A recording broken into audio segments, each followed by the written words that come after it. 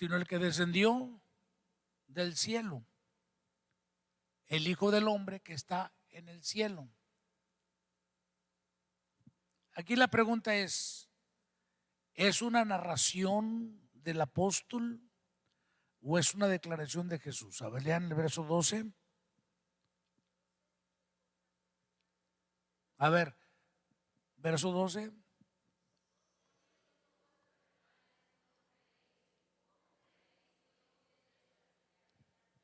Muy bien, el 11. Vamos para atrás.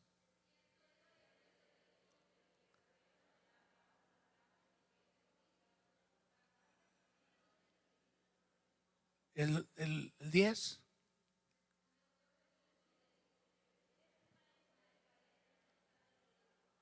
Muy bien, entonces es Jesús el que está hablando. ¿Sí, verdad? Verso 10, verso 11, verso 12, verso 13. Lean el 14.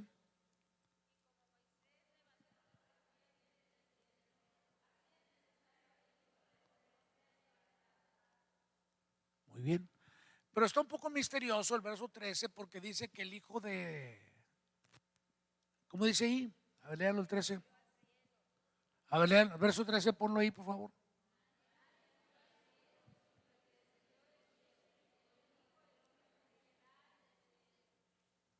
¡Sas! Interesante.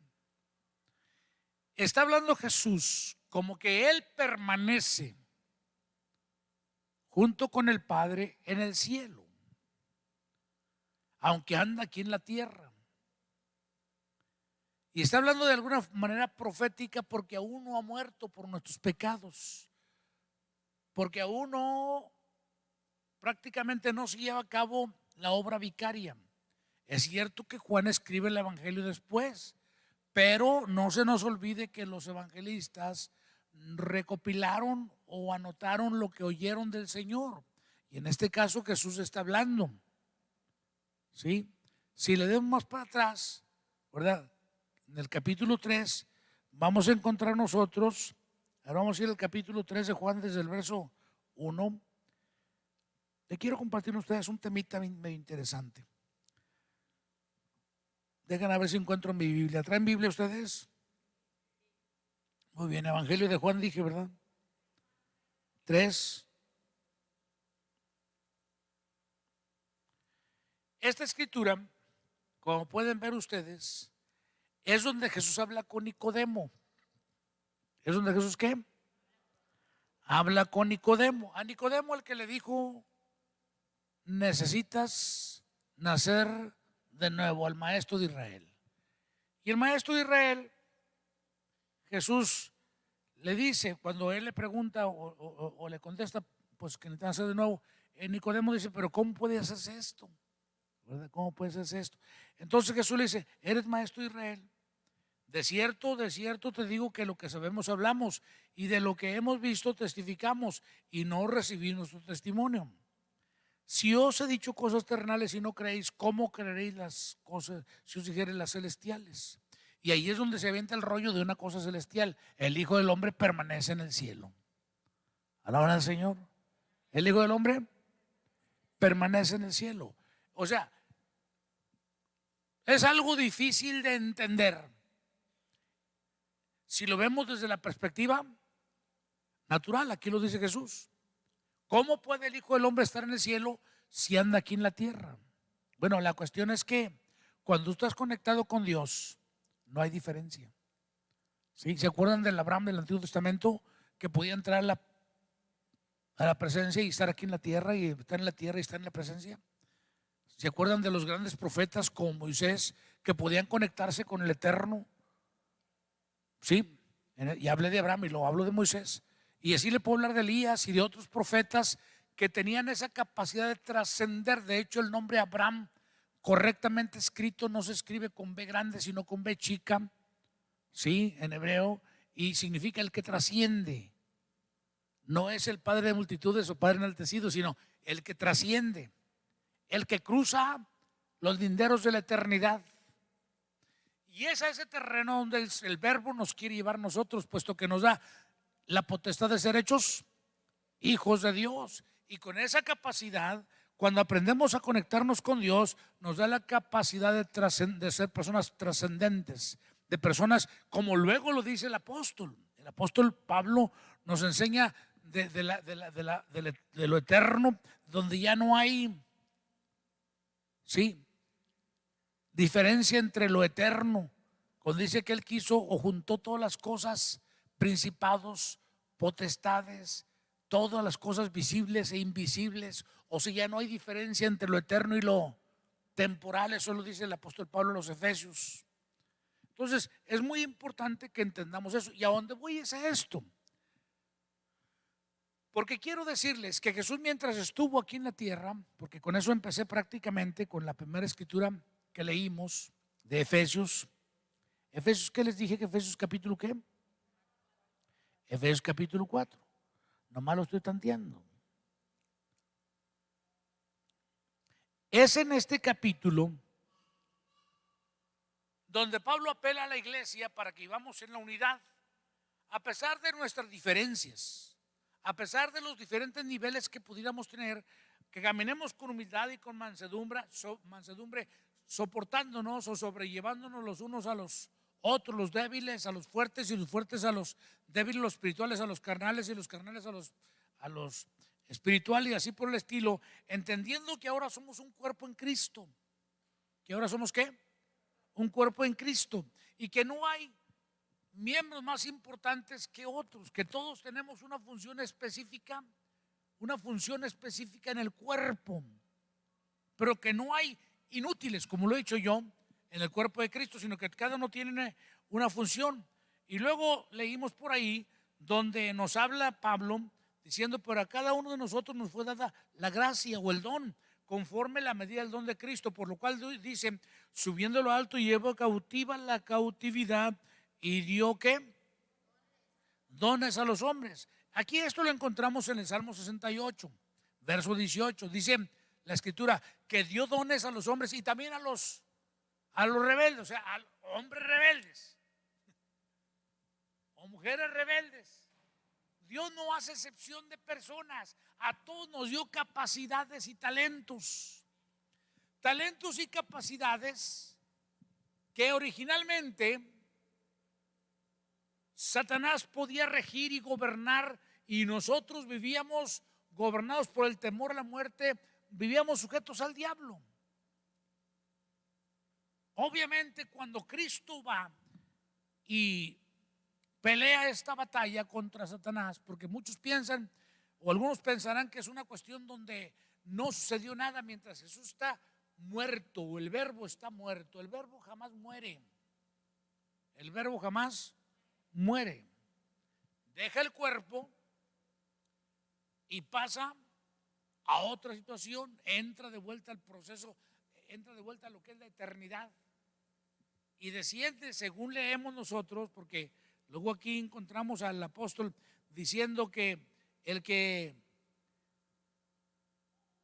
subió es el mismo que había, eso de que subió, ¿qué es? Sino que también había descendido primero las partes más bajas de la tierra. El que descendió es el mismo que también subió por encima de los cielos para llenarlo todo.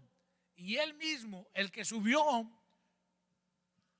constituyó a unos apóstoles, a otros profetas, a otros evangelistas, a otros pastores y maestros, para la edificación del cuerpo de Cristo, a fin de perfeccionar a los santos para la obra del ministerio, para la edificación del cuerpo de Cristo. O sea, en el proceso de la muerte, sepultura y resurrección de Cristo hay eventos importantes que suceden. Número uno, Cristo muere, porque sin derramamiento de sangre no hay remisión de pecados. Pero quiero recordarles algo: ya había derramamiento de sangre, no de humanos, porque Dios nunca tuvo ese tipo de demanda sobre la raza humana de que le ofreciesen sacrificios humanos. Eso lo tenían las antiguas culturas, casi la que usted busque.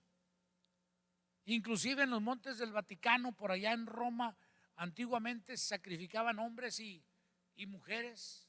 Los encuentra usted en las epopeyas y crónicas de las historias de los griegos o de las fábulas griegas y de sus praxis, de sus culturas y de los romanos también, donde se ofrecían hombres y mujeres a los dioses. Todavía andando en Israel hace años, llegué a un lugar llamado la Cueva de Panias, donde le ofrecían sacrificios en Israel de doncellas a este dios de la guerra. Oiga, Dios llamado Panias, o pánico, o miedo. Pero Dios nunca ha tenido este tipo de demanda sobre la raza humana. Hay un evento por allá en los orígenes de la fe nuestra donde le pide a Abraham que le ofrezca a su hijo Isaac. Pero obviamente encontramos luego que era solamente para probar la fe de Abraham. Es una prueba grande, de alguna manera. Abraham era un creyente, era alguien que estaba en un proceso, pero no había llegado a la madurez, al nivel de probar su fe, hasta que él, el día que fue y ofreció a su hijo y estaba a punto de clavarle el pedernal, porque no creo que Abraham le había traído una espada o algo así, seguramente todavía andaba primitivo el viejo aquel y le iba a clavar el pedernal, cuando resulta que el Dios le habla de los cielos y le dice: Abraham, detente, porque ahora sé que que temes a Jehová. Órale. Y aquel día le fue contado por que yo se los he explicado. Aquel día Abraham pasó a otro nivel. Pasó al nivel de la justificación, de la reconexión con Dios, porque probó que creía en Dios a pesar de todo. De ahí, cristianos, yo quiero decirles que no puede ser que ahora nosotros no tengamos que pasar por eventos o pruebas de vida donde tengamos que fajarnos y de alguna forma probar que amamos a Dios sobre todas las cosas y situaciones que nos sobrevengan. Nadie, sobre todo los evangelios, Jesucristo o los apóstoles o los profetas, no nos hablaron de un camino fácil. Nos hablaron inclusive diciendo: Jesús, en el mundo tendréis aflicción, pero confíen, yo he vencido. Y porque yo vencí, vosotros, o sea, sí, porque Él venció, también venceremos. Pero no significa que no nos vamos a tiznar, no significa que no nos va a ir mal de repente, no significa que de repente no vendrá la vida contra nosotros y tendremos que probar de qué estamos hechos. Pero ese Abraham, al fin de cuentas, le es contado por justicia, ¿verdad? Pero es la única ocasión que se soslaya por ahí en la Biblia un evento donde Dios pida el sacrificio de alguien. Lo detiene, obvio, porque Él no es así, no es sanguinario. Los dioses de los aztecas, de los toltecas, de los mixtecas, de los que usted quiera, de por acá de Mesoamérica hasta la incas de por allá de Perú y los descendientes de ellos por allá en Ecuador y en otros lados, los diferentes grupos acá en el norte, no tengo muy bien todos los nombres ahorita aquí, para no equivocarme mejor ni los menciono, pero casi todos los grupos étnicos, pasando inclusive por Europa, había mucho sacrificio. La gente quería estar en paz con Dios o con los dioses de ellos, porque como encontramos a Pablo diciendo, la gente ofrecía a Dios sacrificios a cualquier cosa prácticamente.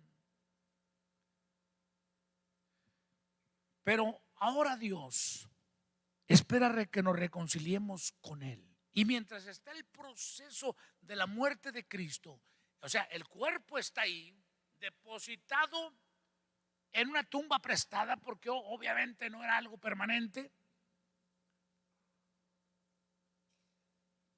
Y Jesús, el verbo, quiero decirlo de esa manera, no el Jesús histórico, sino el verbo eterno, ¿dónde anda entonces? Bueno, por ahí los apóstoles soslayan y nos dicen en algunos casos, como en Hebreos, como en Efesios, nos enseñan de que Él descendió a las partes más bajas de la tierra. En alguna ocasión se dice inclusive que descendió al infierno o al Hades, donde arrebató las llaves del imperio y de la muerte al que tenía el poder de la muerte, esto es al diablo, y también dice destruyéndolo, despojando al que tenía la potestad sobre nosotros, aquel que le presumió. ¿Se acuerdan el monte de la tentación cuando fue y le dijo, mira, los reinos de este mundo y la gloria de ellos? ¿Sabes cuál es la gloria de los reinos de este mundo? Sus gobernantes, sus líderes, sus inteligentes, sus bellas, sus guapos, los sobresalientes. Pero hasta los mensos, de alguna manera, porque el diablo tampoco hace excepción de personas, los tenía bajo su potestad, sometidos y doblegados bajo sistemas de fe, porque desde entonces les puso principios o maneras de engañarlos para que creyeran que estaban adorando a Dios mientras le adoraban a él, al diablo, en diferentes formas. Y porque no es otra cosa lo que adora la gente. Pablo lo dice bien claro, y Pablo es un gran maestro. O Saulo, él dice que lo que los gentiles sacrifican a los ídolos, a lo que ellos creen Dios, a lo que ellos creen que es sacro. Porque nadie piensa que adora al diablo, por lo menos no los religiosos piadosos. Hay gente que descaradamente sí tiene sus monumentos al diablo o a la muerte, o a los maras salvatruches, a los malos asesinos de gente. Pero en promedio la gente es buena y anda procurando encontrarse con Dios. Buscan puertos o puntos de conexión o mediums a través de los cuales conectarse de nuevo con Dios, cuando Dios no está lejos de cada uno de nosotros y cuando Dios quiere conectarse directamente con ellos. Pero Satanás los engañó desde entonces, desde que nos vendió la idea de que no podíamos acercarnos a Dios porque Dios pensaba muy diferente de nosotros. ¿Desde dónde? Desde Génesis, desde el jardín desde entonces el hombre fue engañado. Y entonces le dice a Jesús mismo, al gran maestro, mira, los reinos de este mundo y la gloria de ellos me han sido dados a mí. ¿Quién se los dio? Pues Dios no se los dio. ¿Sabes quién se los dio? Aquel a quien Dios se los había confiado, aquel a quien Dios le dijo, te doy potestad de hollar serpientes. No, le doy potestad para que sojuzguen los cielos, las aves de los cielos, todo lo que hay en la tierra y aún lo que está debajo de la tierra. Eso se lo dio al primer Adán. Cuando el primer Adán y la primera Eva se sometieron al señorío del diablo, obviamente le entregaron todo. ¿Se entiende eso? Y en lugar de gloria recibieron vergüenza, y en lugar de grandeza recibieron bajeza, y en lugar de conectarse con Dios se conectaron con otras cosas. Dejaron de adorar a Dios y adoraron a los astros en forma de humana. Les dieron figura de mujer o figura de hombre. A Marte lo vistieron como guerrero, a Venus lo vistieron como mujer hermosa, y así les dieron cualidades y atributos. A Neptuno, si no me equivoco, lo vistieron como un ser acuático, y así se fueron adorando a las Pléyades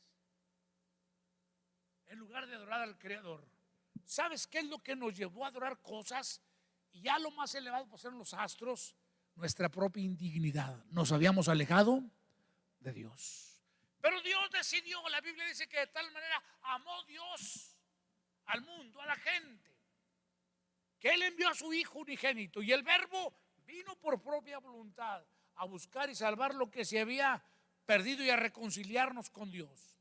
Pero la obra no podía estar completa si Él no podía entrar al terreno de la muerte y al terreno del infierno mismo para arrebatar las llaves del imperio de la muerte al diablo. Y para que en lugar de muerte, en lugar de enfermedad, en lugar de vergüenza y manipulación, tuviésemos dones apostólicos, proféticos, evangelísticos, pastorales y de conocimientos. Y a través de esos dones, habilitarnos los dones de servicio y operatividad para que funcionasen junto con esos dones de la ascensión. ¿Qué pasa entonces? Que el verbo de la eternidad viene para trabajar a través de nosotros.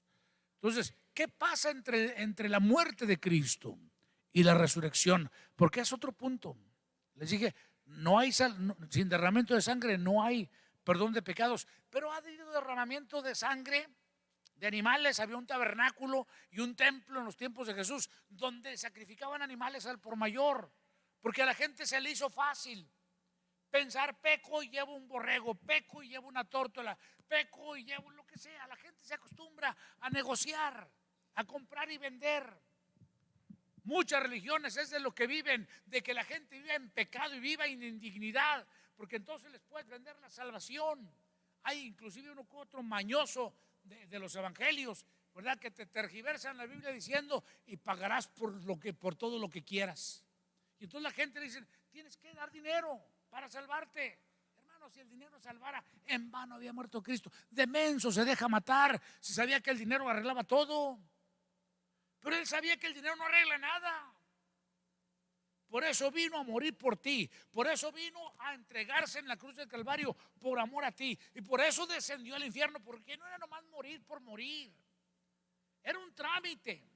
Era dejar el cuerpo para luego ir en dos eventos. Número uno, ir a manifestarse a las gentes que vivieron antes de Cristo, a todos los profetas y patriarcas antiguos testamentarios, los que, como dice Hebreos capítulo 11, habían estado esperando y saludando la promesa desde lejos, a los que murieron sin haber recibido lo prometido. A esos les cumplió la promesa después de muertos. Alaban al Señor. A eso les abrió prácticamente la puerta para que se cumpliese lo que Jesús dijo: y nadie viene al Padre si no es por mí. Para que no fuesen, lo dice Pablo, no crean que soy tan inteligente ni tengo tanta revelación. Dice Pablo: para que no fuesen justificados ellos aparte de nosotros, sino que todos entremos en la misma puerta, por la misma justificación, por el Espíritu de Cristo que operaba en aquellos antiguos patriarcas y profetas. Entramos también nosotros, los que estamos ahora en Cristo. Todos somos salvos a través del mismo Redentor. ¿No alaban al Señor ustedes? O sea, entonces aquellos, ¿cómo pueden ser salvos? ¿Cómo pudieron ser salvos? Pudieron ser salvos porque esperaron la promesa de Cristo. Por eso Jesús dijo, cuando le dijo a Tomás después de la resurrección, que Tomás dijo: si no vieres su costado, y si no viere sus heridas, si no metiere mi mano en su costado y mis dedos en sus manos, no creeré. Pues Jesús, cuando se pone en medio de ellos por el Espíritu Eterno, que ya no tenía limitaciones de espacio, nada, le dice: pasa a vosotros. Y pum, el Tomás aquel cae de rodillas y dice: mi Señor y mi Dios. Y le dice Jesús, todavía como que Jesús es medio serio, así como que de repente le encanta decirnos las cosas. Dice: porque me viste, creíste. La verdad, pues sí. ¿Verdad que sí? Todavía hay creyentes de esos que si no ven, no creen. A veces hay que caminar como viendo al invisible. A veces hay que ir como sin saber a dónde vamos, pero ir, no dejar de caminar. Aunque a veces sintamos todo lo contrario o no sintamos nada, seguir caminando en la fe. Como mi Cristo, que dije hace rato yo, como mi Cristo, que a pesar de que parecía que hasta Dios le había voltado la espalda, a pesar de eso él siguió cargando la cruz hasta el Calvario, batallando, cayéndose, levantándose. Ahí va, no se acobardó. La Biblia dice en algunas de las expresiones: él, después de haber caído, se levanta y afirma su rostro. ¿Qué significa eso? Se puso derecho, se enderezó. Vámonos, vamos a seguirle. No hubiera sido yo, le digo: Padre, mándame unos 2 ángeles que me ayuden con la cruz y déjame echarme estos otros yo mientras. No, hombre, fíjate, pero qué bueno es Cristo, ¿verdad que sí? Que no hizo eso, ¿verdad que sí? Entonces es muy importante que entiendas qué pasa. Mientras el cuerpo está, el Cristo histórico, por decir algo, el Jesús histórico, el hijo de José y María, está muerto. Pero el verbo no está muerto. Él anda jalando, predicando a los espíritus encarcelados, manifestándose a los profetas y patriarcas de antes. Y mientras le da una revolquiza al diablo, al jefe de todos los príncipes y potestades y gobernadores y huestes espirituales de las regiones celestes o de las oscuridades, les da una revolquiza, lo avergüenza enfrente de ellos, porque la expresión dice públicamente, o sea, enfrente de ellos. Y luego resucita poderoso al tercer día. Jesús no murió en un acto cobarde, fue en un acto de valor. Murió de frente el verbo. Aún así, lo quieres ver histórico, como quieras, de frente. Luego desciende a los infiernos, va y arrebata las llaves del imperio de la muerte, va y se manifiesta a los patriarcas del tiempo antiguo, y así por el estilo. Así que yo te quiero decir algo en esta tarde. No has creído en un cualquiera. Alégrate. Hoy está más cerca nuestra redención que cuando creímos. Yo estoy predicando y enseñando a los 2, 3 que pastoreo. Miren, ya viene el tiempo de nuestra reunión con Cristo. Algunos, inclusive yo tengo la esperanza como de la que tenía Pablo. Luego los que vivimos, alaban al Señor. Luego los que ahorita estamos al final. Los primeros apóstoles decían que eran los últimos días. Yo ya no digo que estamos en los últimos días, digo que estamos en los últimos momentos del último día cósmico o profético. Ya la oscuridad que se está viendo, la apatía de los creyentes, la frialdad y el negociamiento que a veces tenemos nosotros. No predicamos si no hay billetes, no predicamos si no hay esto, el otro, y ya cualquier cosa nos ponemos nuestros moños y no le echamos ganas al evangelio. Esa tibieza que nos está sobreviniendo es parte del adormecimiento que sintió Pedro, que sintieron los apóstoles cuando Jesús le decía: hay que orar. Y ellos iban con él, pues tenían ganas de seguirlo. Y así hay muchos cristianos hoy tienen ganas de seguirlo, pero les gana la televisión, les gana el adormecimiento espiritual, les gana el desánimo de esto, de aquello, les gana el resentimiento contra este y contra el otro. Y luego uno se queda diciendo: y no hay nadie, y no hay gente. Entonces Jesús solito allá a medio monte, orando. Y luego llegaba y encontraba a los discípulos. ¿Cómo los encontraba? En brazos de Morfeo, roncando los tipos. Y es normal, era de noche, había una pesadez tremenda. Esa pesadez que se siente ahorita. Si no es fácil caminar en el evangelio en medio de las tinieblas, en medio del rampante pecado que hay. Y uno dice: pues yo también tengo ganas, ¿no? Y también tengo derecho. Bueno, no tienes derecho. Tal vez tengas ganas, pero no te des derecho. No digas: no tengo derecho. No, porque te vas al infierno. O sea, el riesgo es que ahorita está bien ahorita todo, para salvarnos o para perdernos. Y no se sorprenda, va a crecer la idolatría. Y no se sorprenda, va a crecer la maldad. Ese supuesto avivamiento que están esperando muchos no se va a dar. Es más, se van a empezar a enfriar muchos. ¿A poco es avivamiento? Hola, ¿a poco es avivamiento? Avivamiento sería que tú te conviertas, que yo me convierta. Ya la hice. Oigan, digan conmigo: avivamiento es que yo me renueve, me convierta, me restaure. Y como hace rato aprendimos, aprenda a orar en tiempo y fuera de tiempo. Empiece a orar en medio de sequías, en medio de plagas, en medio de hambres, en medio de lo que sea. Yo no voy a dejar de orar y de clamar al Señor.